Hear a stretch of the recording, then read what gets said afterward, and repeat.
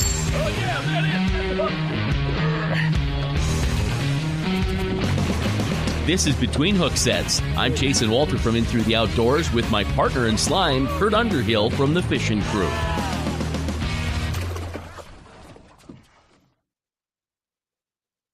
Hello? Yeah, hello.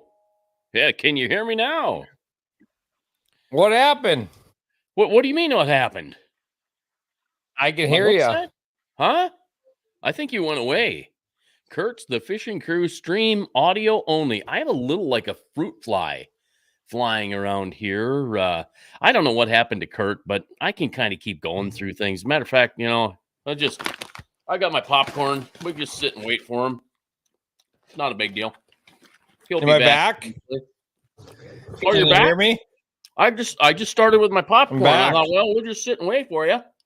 I mean, I had popcorn for the show tonight. I wasn't going to get into it till a little bit later, but here you are. So good to have you. I guess I'm back. Yeah, nice to have you here. Yeah, so how are you, buddy? You missed the hook set and all, or did you catch that? Yeah, it did. Yeah, he's freezing up. So I'm not sure. I think this is episode 2 with technical difficulties. That's fine. Maybe I should go back to my popcorn and wonder if he won't be back again here in just a little bit. If not, that's fine. I can continue the show. I can do this whole thing by myself if I have to. Have you ever mixed popcorn and the M&Ms? You know, like the peanut M&Ms? I'll tell you what. They're good stuff. I'm not kidding you. Well, tonight is going to be a guest-free night. I've been talking about doing it forever. Sorry, I'm talking with food in my mouth. I'll eventually get rid of it. But we'd kind of talked about it for a while. Oh, there I am, large in living color. So after having a conversation, talking to a few different folks, trying to get them on the program, we just decided, you know what? Tonight's probably the night that we should talk about everything that's going on. You know, we've had a big year, a lot of stuff going on. You know, it's been a year now since Keith Pazur caught the state record walleye and Aaron Shuck caught his state record walleye. You know, the interesting thing about Aaron, you know, he had the record. He still has a record, right? He still has the South Dakota state record walleye. It's just not the state record walleye. It's a state record walleye. It will always be in the books. It will never be taken away. I don't think they're going to catch him, you know, unless they're going to take it away because he watched a Vikings game and waited 2 days before he went and had things, you know, legalized and made sure that it was a state record. But nonetheless, there's so much stuff that's happened. You know, the fish are biting out on the river, and it's pretty crazy. So let me pop this up there quick. Hey, Zach, thank you very much. Appreciate that. Big guy, you must be talking to Curt. He's not here. If he's not here, I'm going to pick on him, and that's the way that's going to be. But nonetheless, I think we're going to get one of Curt's. Maybe are you going to just try to do it on your cell phone there? I guess I'm going to have to. Yeah, okay. That's fine. You know, tonight's one of those kind of nights anyway. Now, the only thing that we might want you to do is to pop up for 2 seconds and then clean the smudge off of your camera because it looks like you have Vaseline around it, you know, and they're trying for that, or just do it live. Oh, that's a little bit better, but you're missing one little corner, and I think it's on that corner. There you go. That's better. Maybe it's just a glare from the light that you got going on. I think it's the glare from the lights, buddy. Yeah, that's fine. You didn't show tummy either, so we're good to go. It'll be Zach. Oh no, it's all me. Why, Zach? Thank you very much. I appreciate that. Zach's one of our fishing crew members. You know, and I love his honesty. You know, a good friend. I've got a couple of good friends, Chad and Aaron, and of course you, Curt, that are willing to tell a person something that maybe they don't want to hear that makes you better. And it just makes a better friend. I appreciate that stuff. I appreciate that honesty. That's a big deal. Yeah, So, I mean, we always look for positive feedback on this stuff, and good, bad, and indifferent, right? I mean, no matter what yep, it is, we want the yep, feedback, and you know, not we can't do everything perfect every time, and it's great to hear from good people that give us some feedback, and it doesn't hurt our feelings. We take it as a compliment, We try to, right. anyways. Yeah. Yeah, right. So Kind of like dealing with technical difficulties, we could have just said, well, Kurt's not going to do it or his equipment's not going to work. So sorry, folks, we'll try again next week. oh, I just said, my computer went into a forced update. oh, oh, of course it did. Right in the middle of the show. That it Yeah. isn't that wonderful? But here's the thing. If I would have disappeared, you disappeared like I said while you were gone. If Kurt's not here, I'll finish the show. We've got a lot to talk about. Oh, You're it's certainly been a going to have a busy year. one-sided conversation, but with you, there's going to be two. There's so many things to talk about. I'm going to put some of this stuff up real quick. Dakota Walleye Classic just announced their tournament date, which is July 25th and 26th. But There go is back to that. Oh, Go you want back me to to go back? that. Okay. Yep. Didn't they ban forward-facing sonar? No, I believe that was a joke. Okay. That was kind of an April Fool's thing because it was on the last bump board. Here, let me go to let's can we share the screen? I can share a screen. Yeah. And I guess I have to go to it first. So if I go here, go to the bump board, and then I come back over here and ask to share the screen. Now I'll share the screen.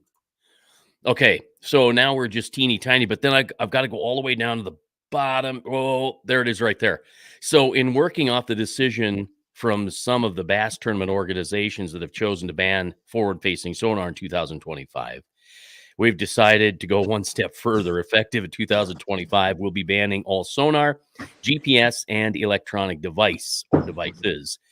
We'll be handing out paper topo map, Zebco spin cast rods, reels, and 2 dozen night crawlers. So, so that, and I said there in the bump board, pretty darn funny, but obviously not an April Fool's deal there. So, as long as the bump board's up, if anybody's out and you're doing tournaments, sorry, I'm gonna go back up to the top and go real slow. This is last month's.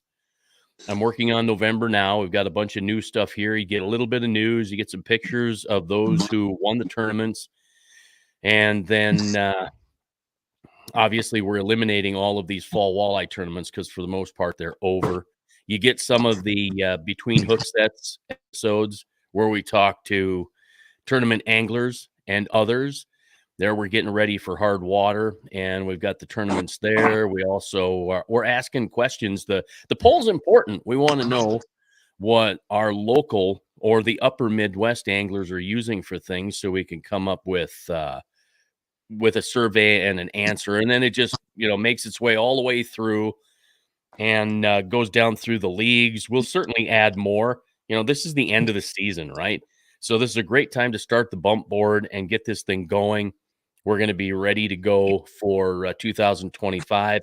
You'll see offer some prop repair there. That may change a little bit.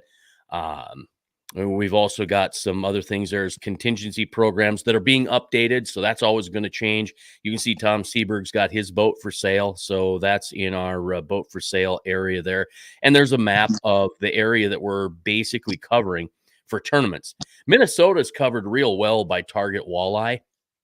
And there is no point in going back and rehashing all that stuff that Brett's doing with target walleye. So black screen from Curt, but that's okay. So you can sign up for the bump board if you go to chasenwalter.com. Just go to the bump board and you'll see the little deal there to sign up, or you can go to the Facebook page, the bump board on Facebook page. We've got like 55 followers, something like that. Hopefully that will pick up once we get into tournament season and kind of get things going. So, back to that Dakota Walleye Classic. I hate to say it, but I might have popcorn in my teeth already.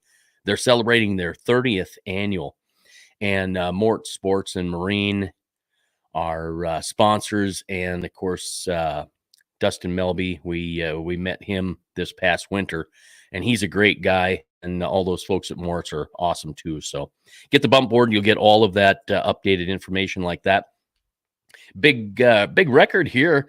Daniel caught the big bullhead. I think it was 4 pounds 9 ounces, and that record I think had about 21 years between it. So congrats there. A buddy of mine has a couple nephews that were out fishing, and Nick caught that 15-pound fish that I'm sure you probably heard about that 15-pounder that was caught. I think that makes 2 of them now. And then I'm going to throw this out there real quick too before we get into the weeds too far. That is Adam Bartusik. That's Bart from the Crappie Chronicles. They are working on a new bait, and Clam just unveiled it here recently. Matter of fact, Adam was on with Matt Johnson on the Clam, I think Team Ice Clam Outdoor Podcast. So we're going to have him on next Wednesday. And part of the reason we're going to have them on, or him on, and we're not having Sam Sobey and Pinky and the other guys on, Adam Griffith is just going to be Adam Bartusik. But we're going to have them on because they're going to be at the Ice Institute coming up November 8th, 9th, and 10th in Sioux Falls. So we're going to have them on the show next weekend. And then I think we've got Seafoam coming on November 6th. So we're excited about that if we can continue to get the information there and nail that stuff down. So you're back. Or he's back for just a quick second, and I'm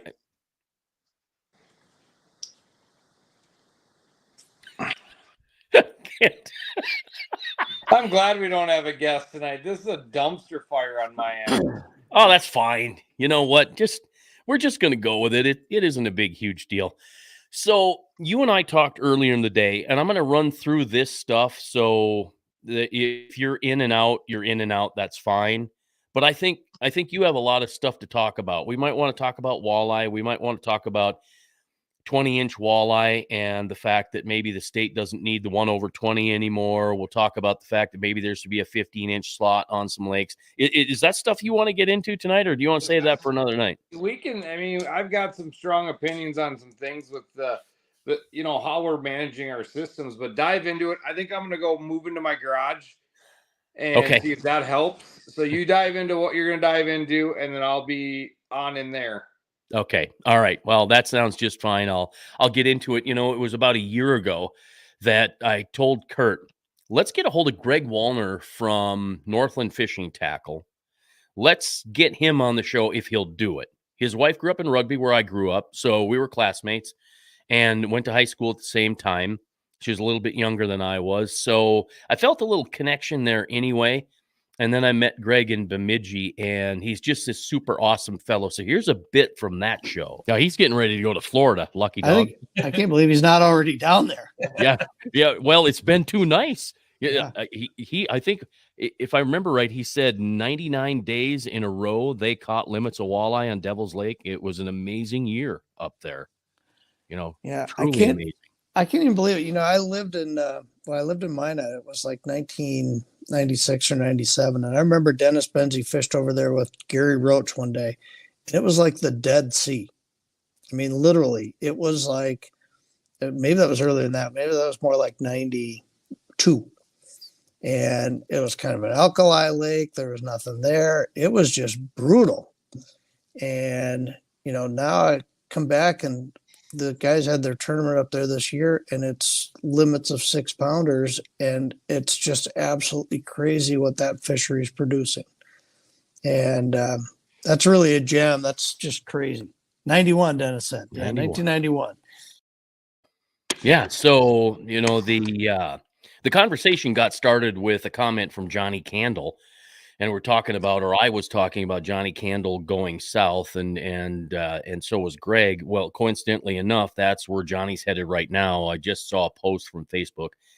He had driven 11 hours and said, "That's it, I'm out, I'm done," and he's making his way to Florida. So there you are in the garage. I kind of like that. That's cool. Decided to crawl up on the old tuner and sit here. So yeah. Well, that works. Did you put a little OSB on the ceiling that I've not seen before? Oh, yeah. We got some OSB, got it all insulated. Thanks to our good buddy Zach, brought me a bunch of insulation. So we got that done. We're going to get the rest of the shop done, probably build a studio in here. So. Oh, fantastic. So did you catch any of the Greg Woolner piece there? I did. I caught it all. Yeah. I mean, Greg was an awesome guest. I mean, it's pretty cool when we're pretty new to this still. I mean, I feel like we're just infants in this game, and you get CEOs of major corporations on your show. It's pretty awesome. Yeah, I think it took a little bit of it took a little intestinal fortitude. I already kind of knew Greg a little bit, so it was easy to reach out to him. But still, you can make your phone calls to Brian Brosdahl, which is relatively easy. Joel Nelson, Jeremy Smith. You can make those phone calls, and those guys are great at answering the phone. But it's still, when you're new to it and nobody knows who you are and what the hell's a Chasen Walter, and for those in the business, it's pretty evident. But yeah, you just don't know. But this industry's been really cool. And Greg was great to have on the show. Matter of fact, I think John Peterson was at his show, at his house that night, right? No, he was in a hotel, and they were doing the product stuff. And Gussie and all the guys were downstairs. Oh, okay. The product stuff. So he took time out of his pro meet days or whatever you want to call it, and come on our show. Yeah, and hang with us. And then taking time out, I believe Trey McKinney stopped off at a drive-through or something and did a quick half-hour show. We had to record it, and then we popped it back on and went through it. So here's Trey McKinney. I like to talk to horses. I was out at our South Dakota State University rodeo arena, and there was a red horse standing in a corral, and he looked over at me, and I'm like, oh, I'll give him a nicker. So, and he looked at me like, and he's like, well, you don't look like a horse, but you sure sounded one. And then I let him have a, and he's like, and he wouldn't stop staring at me. So I nickered at him again, and it's almost like he shook his head. I'm still shaking my head over that. I mean, that sorrel horse just bent his head over, looked at, and just kind of, it was hilarious. But it's fun to get a reaction from a horse with either my nicker or my whinny. But Trey McKinney, by the way, Winnie McKinney, right? It was great to have Trey just for that little tiny bit. And honestly, he was coming into prominence and becoming a little more popular. But a lot of people who watch our show, I don't think knew who he was or really got it or really understood. Because right after he won the Blue Trophy and won, yeah, right. Yeah. So there was a little more limelight on him, and it was a ton of fun, and we like to screw around and have fun. I do anyway. Oh, yeah. I'm the first one to joke around. I mean, I'll pull a prank, but maybe I'll just go with this tonight. And hold on, I was going to save this for Halloween. I was going to be Ben Milliken, but I'm Bo Schilling. Just go like this, right? I mean, hold on, a little fluffy. Yeah. All right. So anyway, now let's get serious here. There's no time to screw around. We gotta. Brady, are you not? You'll laugh at a joke, won't you? Yeah. Okay. All right. I was just checking because I'm like, whoo. All right. Tough audience. Yeah. Well, Richard Gere there, he was just pretty straight faced, just kind of. And I thought, well, maybe he didn't get it, but he did. Oh man, a few words, that kid. Yeah, and I knew that by your, I guess you've known him for a while, and said if we get 2 words out of him, what did you tell him when they agreed to be on the show? You told him something. I told him you got to come up to my house and you're going to sit in the trailer with me, and I'm going to have a cattle prod under the table to zap you to get you to talk. He didn't come to the house for some reason. I think he thought I was serious, but it's been. Going back to that Trey McKinney thing, that was our first and only episode we pre-recorded. Right. And it kind of worked out perfect because when we started the show that night, I was rolling into Volga to pick you up to head to the Bassmaster Classic. And we recorded that. I was sitting at my desk at work. you called me and said, we got 2 minutes and Trey's coming on.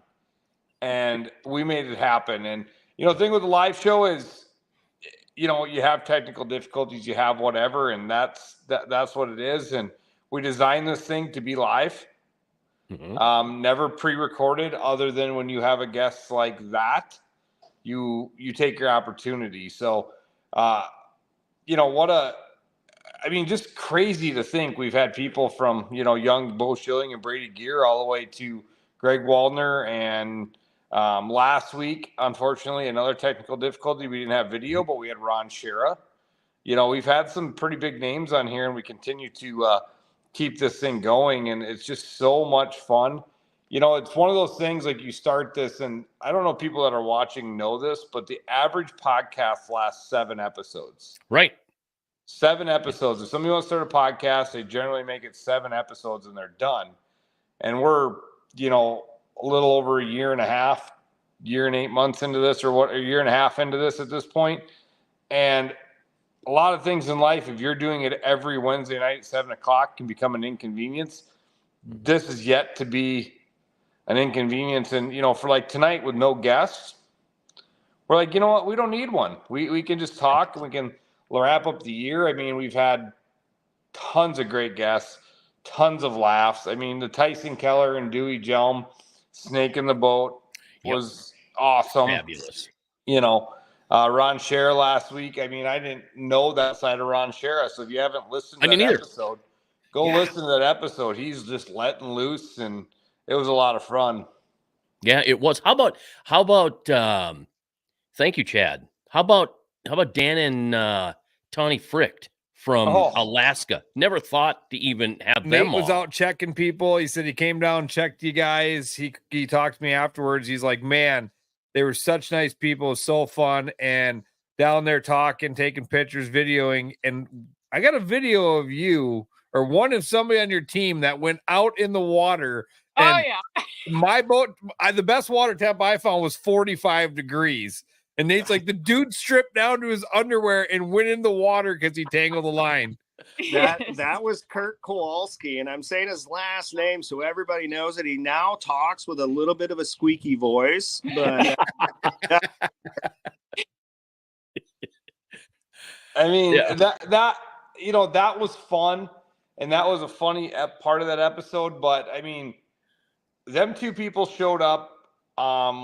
I got their registration for Pike Masters. I almost called them and said, you know what you're getting into? You're from North Pole, Alaska. Then they come out here and whoop us South Dakota boys like we've never seen. I mean, they didn't just beat us. They beat us bad. Right. And then they came on primetime TV with us at 7:00 on a Wednesday night, and they just killed it. And then, and drawing a blank on his name right now, he just went into his whole military career and his story. And I mean, I got so many phone calls after that episode of people going, now that's what it's about. Mm-hmm. You know? It was truly cool. I'm sorry, I have to do this again. Share screen, go right here. You just had a little note there. Sheldon Meitinger popped up a comment. Look at Sheldon Meitinger. Sheldon, I'm sorry, pal. I'm so sorry. We all look older, right? But that was 2006. Look at Chase Parsons. He looks like an 18-year-old, and who knows, he probably was. I don't have a clue, but it's truly like a new episode of the Young Sheldon, just a little different. Right. Right. Isn't that crazy? So that was fun to see. When I saw that picture of Sheldon, there you go. See, when I saw that picture of Sheldon, I'm like, oh my God. And then look at Chase Parsons. I'm putting that on board. And that's where my little flashback thing came from. Like, well, you know what? We'll start doing that and have some fun to bring back some of those pictures from those old tournaments and stuff. And you go back to 2006. That was a long time ago. I've got some old ones from the Gov Cup from the early 2000s. And I think you got to see those photos at our pre-party we did. That was some of the old photos that got given to me from the 80s. And that was pretty cool. So, yeah. Yeah, what a ton of fun. We had Drew Schutz on. I took a box. I put a big old 8-ounce lead snap weight in there because I didn't want it to give it away. And she's very snoopy to begin with. So he's not married and he's cheating already. We got weights. We got weights. So, so I put that in a box, and then I wrapped up that crankbait, and I wrote on it on both sides. I wrapped it up in a piece of printer paper, taped it up, and then in the bottom of the box there was some of that brown cardboard paper, and I put the little ring box under there, and she opened up the box. Didn't you tell her you brought her something back? Oh, I sent her a picture of this ridiculous tank top from one of the bait shops. Do not bring that. So that was going through her mind the whole time. And she opens up this box. She's like, "Why did you bring me a snap weight?" So Drew shoots. I said Schutz earlier. Drew shoots. What a big year for him. You know, he wins. He's co-angler champion, and then he gets to get married too. So big year for Drew. Congratulations. You know, great year with the National Walleye Tour and his fiance. So, you know, big congratulations. We get to talk about that fun stuff here on this program too. Yeah, it's so crazy getting into some of the people and having them open up to us and hear some stuff that, you know, you don't expect, like Dave Spade. You know, what an episode with Dave Spade. That was so much fun learning all this. I mean, we could probably have that guy on for 10, 15 episodes, just the knowledge inside that guy's head. I think the other thing too, it's interesting. I knew your dad, and you didn't really know that I knew your dad. And so, you know, we just kind of knew that each other existed for the most part. I talked to you, had you on an episode. You ended up asking me to do Between Hooksets, and what was the original name was Between the Gunnels, I think, and Between then the Gunnels. Yeah, Between Hooksets, and so the interesting thing is we both have different thoughts and views, and they come together quite well. So take for instance, like tonight, you know, I don't know, did you get the script that I sent you? You know, it came through cryptic. I couldn't read it. Okay, so here's the crazy thing. Everything that Curt has talked about tonight is different from what I picked, because Curt said, well, we should have some video from past episodes. Could you do that? Like, yes, I can do that. And I thought it would be interesting because I'm going to pick some that just right off the top of my head, because there's not time to sit and nitpick. I mean, there's no, okay, let's do this one. Let's do this one. And you grab what you grab. And then Curt talks about episodes just the opposite as stuff that I picked. So he didn't even pick anything that I've got here. And I think that's what's amazing about this show is you and I have different opinions, different thoughts, and we come from kind of different worlds and we bring it all together. And for me, it's a ton of fun. I know you enjoy it. And I run into people at the grocery store. You know, over here in eastern South Dakota, the Chasen Walter thing just confuses the hell out of people because I'm Brian Waltz, right? And it was never supposed to air in eastern South Dakota, but then it pops along the river. And I've met so many awesome people out along the river from Chamberlain all the way up to Bismarck.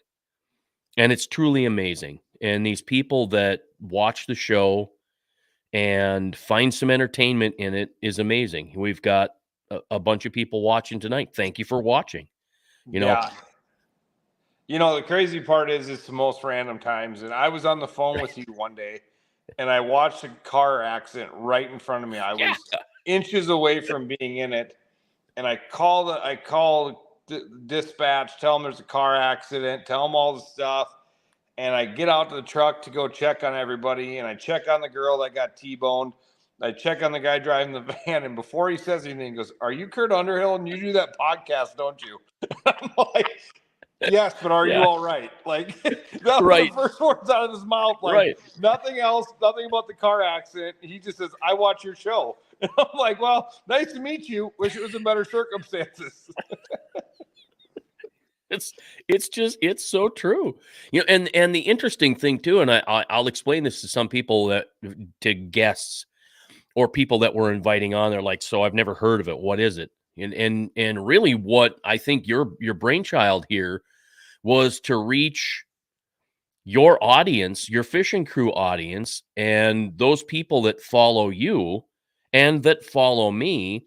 And we would kind of fill that gap and give them some entertainment, some information, some education. And I guess we're not doing this to get famous. We're doing this to provide information for those that follow us, and we're picking up other people because of it. You take Aaron Shuck with his state record fish. We had him on, and our followers just exploded.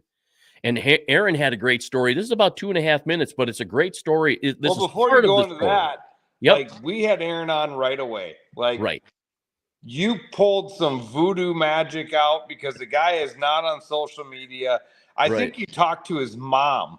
No, actually, so what I'd done, I talked to Bill McGannon from Walleye Nation Creations. He had talked to Aaron's mom, and that's how he got Aaron's number. He gave it to me. I invited them to be on the show if Aaron wanted to be on the show. He said, yes, let's do it. And this ensued. At the scale and goes, that fish weighs 16 pounds, 8 ounces. That's a new state record. Good job. Wow. And started signing papers. Yeah. So walk me through that. Once it did, what was the paperwork like? And what was your emotion when you went, I put this fish in my fridge for 2 days. Right. 2 days. Yes. Yeah. Now, mind you, when I got home and it said 16.5, I did not sleep very good that night. I wouldn't have slept at all. Right. Then I'm trying to make phone calls all day long, and I'm about over it. I'm going, I don't even know what to do here or where to go, because I've tried another resort down there, and they didn't answer the phone. They didn't call me back, and I wanted to go back down to South Dakota, so everything was legit, I wanted to go back down there. I didn't want to do it here. So Cody said he told you you were an idiot for 48 straight hours. Yeah. Yeah. All because I didn't know where to go with this fish. I would have gotten in the car and I'd have driven to the East Coast and found somebody that was weighing tuna, and I'd have got it done, because I wouldn't have been able to sleep. I wouldn't have been able to do anything but drive and get to a scale. I can't believe 2 days. I can't believe you got any sleep. That's nuts. It's a great story. Right. I know. And I almost just took it to the taxidermist because I was just over it. So let me ask you this. Did you have hair when this started and the hair came out over the last 48 hours? I don't know. Because I'd have pulled every ounce of my hair out if I was you. And then you get the state record. And at that moment, what was like the thought in your head? Like, I mean, it's a 21-year record. I mean, I've been telling people for 2 years that this thing's going to get broke. Right. Yeah. I wanted this badly. I number one, I wanted a big fish. And number two, I would have loved to be in the record books. And when he said that it was 16 pounds, 8 ounces, I almost fell over. I turned around and gave a big fist pump, and I went, yes, yes, that's what I did.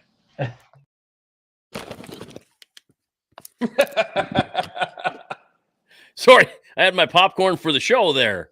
And the crazy part about that show is that audio got picked up and put all over. I think Target Walleye used it. I think a couple other things did. And I know we got quoted in Field and Stream. Field and Stream. Mitchell Republic wrote an article using it. There's an AI article out there too that had some pretty iffy AI information. Because I believe it called us a pair of South Dakota anglers. Yeah. Like, yep, okay, not quite, but maybe close. So, but I kind of felt bad for Aaron because 21 days later, I think it was 21 days later, it was like he doesn't have the state record. And like I told his mom, and Cheryl has been a great follower and a great friend ever since. And I told her, I said, well, the thing is, Aaron will always have that state record because it was a state record. It still is a state record in the books. It's not the current state record, but Keith Pazur has the current state record. I mean, when you put in last Saturday morning, what were you think? Like, you're like, I'm going to get it, or I'm just going out fishing? I was going out probably 5 or 6 big bites, I guess. And this one came, so it was such a boring day. I went out, put the lures in the water, and she came within a half hour, and I had to go in. It was like the shortest day of my life. We'll go fishing. There, I'm caught again. Doggone it. So Keith turned out to be a really great guy too, and he's become a good friend. I'm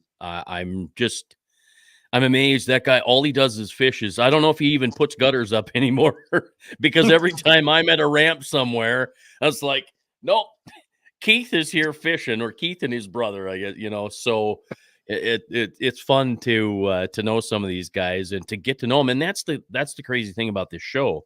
All of the awesome people that we met while doing it. I guess you probably have known quite a few, but you take like Joe Henry. You're kind of frankly, if Joe is watching, and I don't think he is, you're kind of like, ooh, what, huh? This is trust me. I mean, there's plenty of times you've invited people on that I don't know, right? And and there we go, another great guest, Tom Wind. Tom Wind. We've had him on a couple times, and Tom Wind University is something pretty incredible. But you invite some people, and I'm like, who? Right. And it's been so much fun, and we get to know people, and we've made a trip to the Bassmaster Classic. We made a trip up with Sheldon up to Devil's Lake, and Kyle Blanchfield at Woodlands hooked us up pretty awesome, and great cabin on the lake, and out of a spur of the moment deal. And we did some podcasts from there, and that's what we're looking for. And just continue this. And like Chasen said, we're not trying to become famous. It's just more of promoting the fishing career, promoting promoting into the outdoors, the Chasen Walter page. So if you guys are watching, like and share those pages for us. Yeah, please. Shameless plug. To grow our audiences. And if you have anybody you want to hear from, throw it out there, because somehow that guy right there can pull off, Trey McKinney, Greg Wallner. He's got a magic stick to get these people on the show, and I don't even know how he gets a hold of them. And well, it's the old radio guy in me, but James Holst, and I'm calling him out, right? Because I left a message for James. He's going to be at the Ice Institute in Sioux Falls, and I thought it'd be great to have him on the show. I don't know that it's going to happen, but somebody knows James, just say, hey, look, come on the show. Half an hour. That's it. Piece of cake. That's all there is to it. Tom Wind popped up a note there. He wants to know if there's a class to learn how to talk your wife into letting you buy forward-facing sonar. Yeah, let me, here it is. Here it is right here. Here it is right here, Steve. There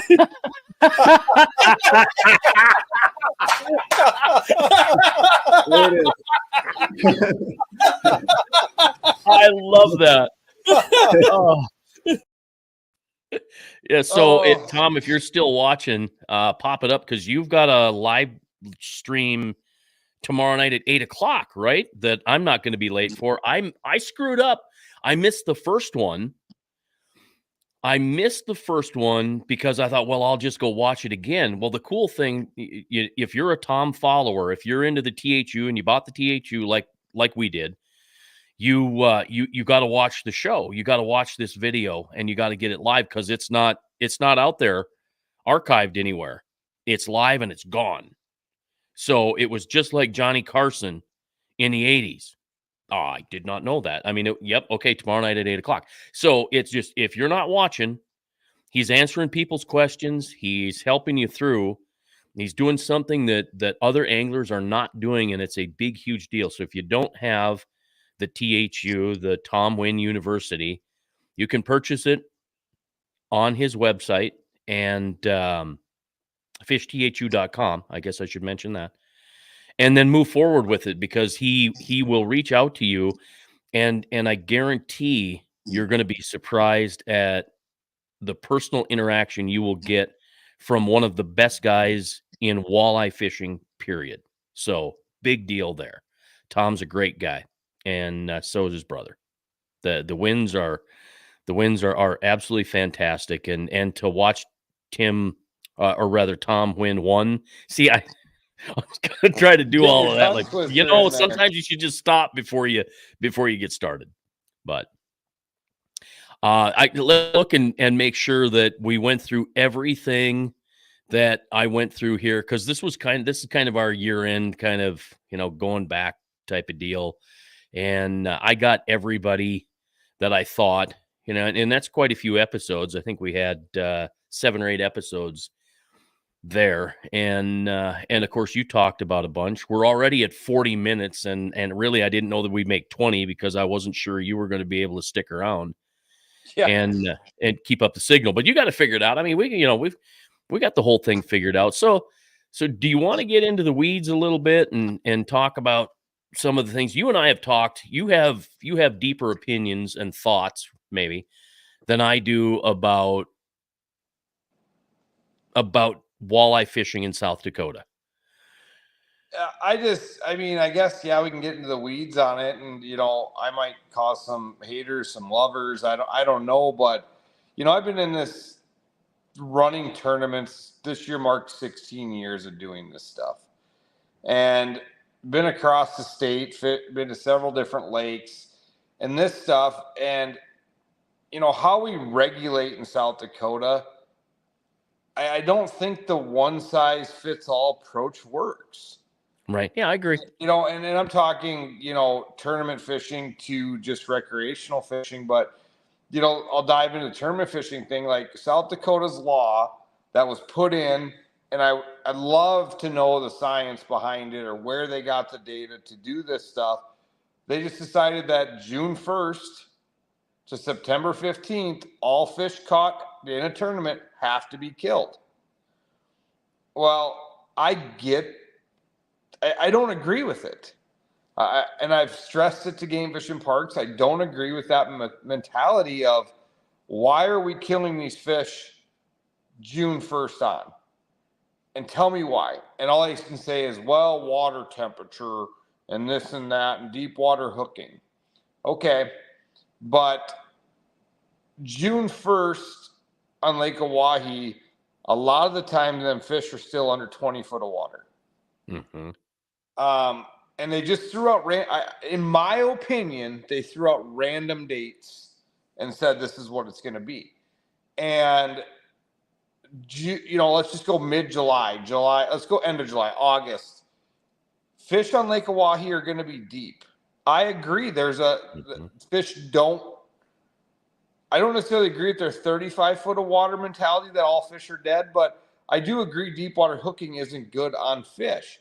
But going back to the have to kill after June 1st, why do we ever have to kill on a lake like Bitter Lake, for example? Right. Like, okay, so now let's clarify this. That's tournament fishing only. Tournament fishing right? only. Okay, so me as a regular average angler, on June 15th, I catch a 26-pound walleye in 50 feet of water, and I let it go. But a tournament angler can do that, but if they decide to put it in their boat, and where I have a big problem, where my big problem came with this whole mentality is, we had an incident a year ago, and I was under the impression South Dakota is a no-call state, which it is. Mm-hmm. But the definitions by several different people in game fishing parks, I was told, is not a no-call state. So you can be out here fun fishing the same week as the Gov Cup, go out with your 3 buddies, catch your 16 fish limit, pull into the Bay of Spring Creek the exact same time the Governor's Cup is going on, and you can throw your fish back in the water in that bay. Right. But we have to kill them in the tournament. And I feel that's wrong. I feel that's wrong. I feel like if you decide as an angler to keep that, to consciously make the decision to put that fish in your live well, if you take it out at any point, you called that fish. And I was told by several people inside of our GFP that is not the case. And I said, it is the case. It is the case. If I pulled out of my live well at any point, I called the fish. I did not keep it. So But we go to Bitter Lake and the water temp, fish aren't ever in 50 foot of water on Bitter Lake, and they come out of warm water. You're catching them in 3 foot of water. So the water in your live well is the exact same temperature. So why are we beating up these fisheries for no reason? And where you're also going with is, I've said this in Game Fish and Parks meetings, and I go to the fishery meeting every January, the status of Lake Oahe and Lake Sharp meeting at the Ramkota. It's open to the public, and there's a few of us that go, and they talk about their stocking, they talk about what the lake is like and all this stuff. And 2 years ago, they stood up there and said, we have no fish from 15 to 19 inches. Our net showed none. They just basically don't exist. Well, come that June, that was completely wrong because everybody was crushing them. But in that meeting, I said, okay, and that's when they released the 35 foot of water, the fish are dead. And I said, well, if that's the case, if that's what you're telling me, why are we protecting, and why do we have a law in the state of South Dakota that we can have 1/20? If you're going off science that over 35 foot is dead, you're only allowing me to catch 1/20. But if I catch 2, I have to throw the second one back. So if I'm in 35, 40 foot of water, that means I'm killing every fish I throw back. And you're making me do that. I disagree with that. Mm-hmm.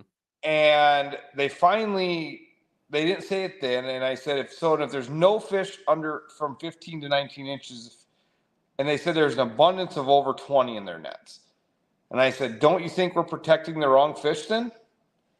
Right. We're not allowing these fish to grow up because we have no size limit. Guys can go out and boat flip 13 inches as fast as you can get them in your boat and kill them. And it happens. I mean, and I don't want to take away anybody's fun fishing for families, kids. Obviously, you should know that with what we do with all the kids stuff. But if you're telling me we kill them over 35 foot of water and we can only have 1/20, you're contradicting yourself by telling me that I have to throw back my second 20 1/4 because I boxed a 20 1/8. Right. Because the right thing to do if it's over 35 foot, it's dead, is to box it. Right. But now you're telling me I have to do that, but there's no fish under 15 inches or between 15 and 19 inch fishes. There's plenty under and there's plenty over, but none in that zone, which their nets are wrong. I mean, we showed it that next summer. The fish came out in massive populations and it's working. So then we fast forward to the next year and I bring it up again. And they finally admitted to me the 1/20 inches. I said, what is the scientific reason? Tell me a scientific reason or biological reason that we can only have 1/20. And it's a social law. It's a social law. They straight up told me people were mad. They come from out of state or they're not a diehard. I mean, maybe they just like to fun fish and they're not out there to do that. But they see a guy at the cleaning station with 4/20 and they've got 4 13 inchers. And they're upset and they complain and now it's 1/20. It's a social law. And right. My exact response to him was, how well are social laws working in this country right now? Not so well. Not so well. But I mean, that's the thing. And they told me, we'll never even look at changing it unless we get a big response from the community to change it. And I'm not advocating for the change, but don't tell me if I'm over 35 foot of water, I'm killing every fish I catch. Well, live scope's showing that's not happening because just about every guy I talk to that goes out and scopes, and these guys are good. They do it and they do it good. They talk about the fact that they will pull a fish off a certain spot. They'll catch it, release it, and they watch it go right back to where it came from. Yeah. Now, are they sitting there watching it for 2 or 3 hours? Who knows? Who knows how long it takes? I was out last night and I went to a bigger money badger and it worked. I wasn't catching fish. I went to that, my first flip, and bang. But that 20-incher swallowed that money badger and it went through the gill and it was bleeding. And I had to get the hook out through the back of the gill it was not coming out forward. And that, unfortunately, that fish had to go in a bucket. Now, I could have put him back in the water because he was swimming. We put him in the bucket to just kind of see how red the water would turn. I'm like, okay, can this fish survive? Can it? I don't want to take it out if it'll live. But water got pretty pink and just decided that we better take it home. Now, I mean, and that goes to my question. Now, are you supposed to end your fishing trip there in the case you do the same thing to a 24-incher? See, I won't, because I'm catching and releasing. I caught it, I released it. I'll go out and catch another one. You do the same thing. A 24-incher swallows that money badger and goes through the gills.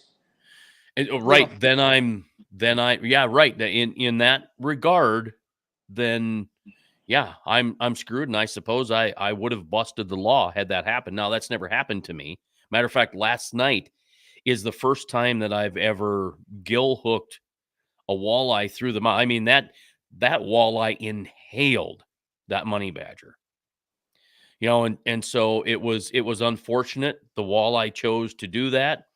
I threw the money badger, and it ended in a meal for my friend Chad.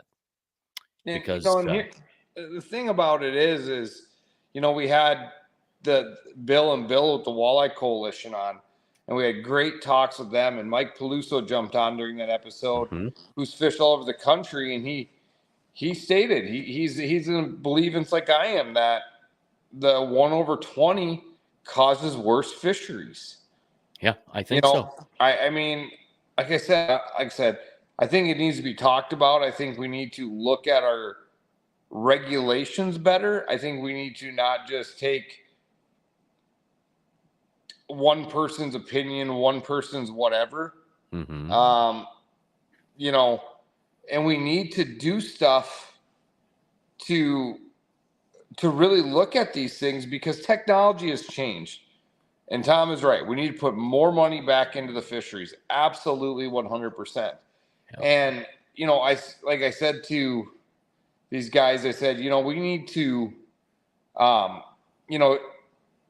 talked to some anglers, and this wasn't my idea, but a guy come up to me and said, I went to game fishing parks and said, give me tags. Teach me how to tag these fish. Give me tags, and I'll release every fish I catch and data it. And I'm not saying that every angler should have that, but there's a handful of anglers that are very good on Lake Oahe that catch a bunch of overs. And if we got them in a room and taught them what they need to know, record the data, and catch those fish and put them back, let's see if they get caught again. Not put them in a net, not put them in a tube like they did in Minnesota, the crappie study. If a fish can't go back and do fish things, it's going to die. Right. And my other argument, like I've had several people say to me, if all these fish are dying, why isn't the whole top of the water floating?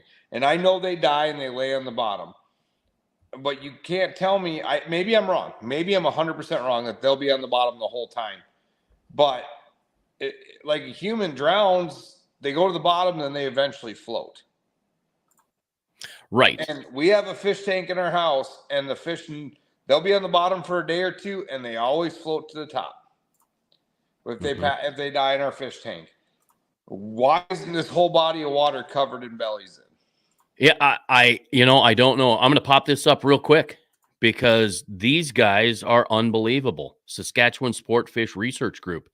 That's all they do. They tag walleye.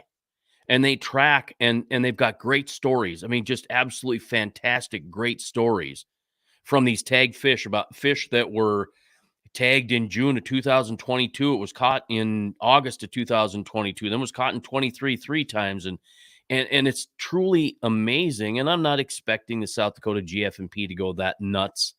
But we do have South Dakota State University. They're using the university in Regina. For a matter of fact, I think the guy that heads the program is a professor there. So this research group is working in conjunction with a university up in Canada. So why can't the GF&P work with SDSU? Because I guarantee there's a group of guys. Take, for instance, Dan Spengler. If he were going to SDSU right now, given the opportunity to tag walleye and then follow their catch history and their release history.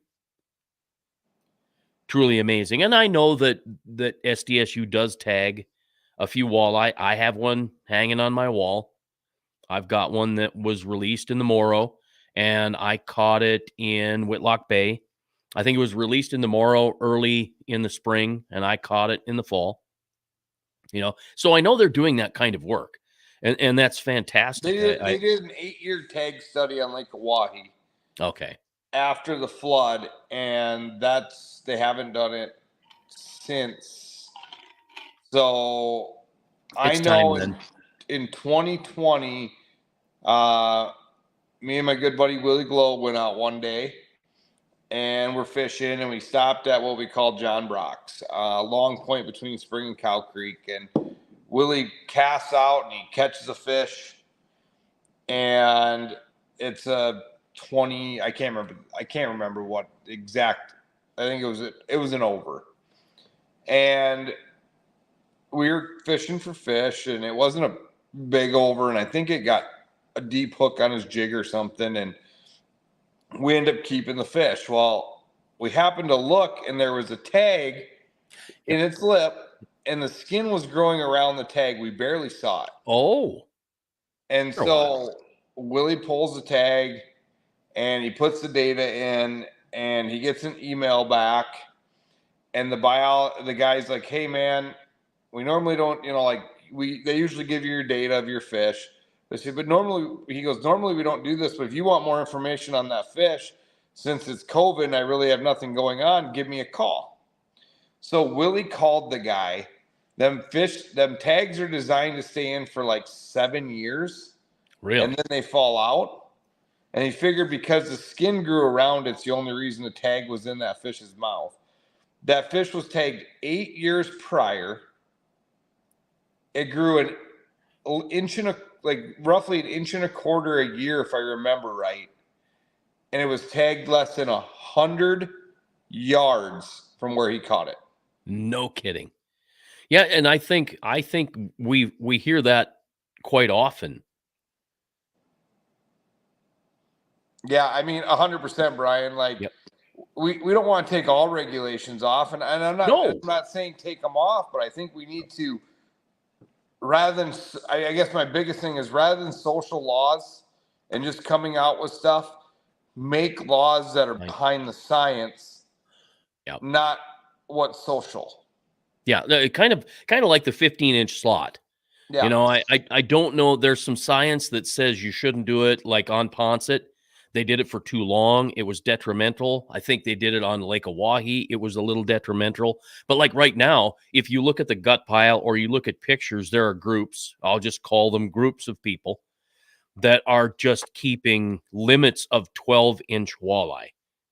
There's no need to take home a limit of 12-inch walleye. I guess if you're that hungry. But is it for a picture or is it table fare? I'm not sure. And we're running close. We're going to wrap this up in an hour because we could keep going for another hour. And this will just give us an opportunity when things get slower to get it into the weeds, and we'll promote it ahead of time. And maybe we'll get some more comments from more of our listeners and followers, because it would be interesting to see what the general public has to say, what some of the other pros have to say.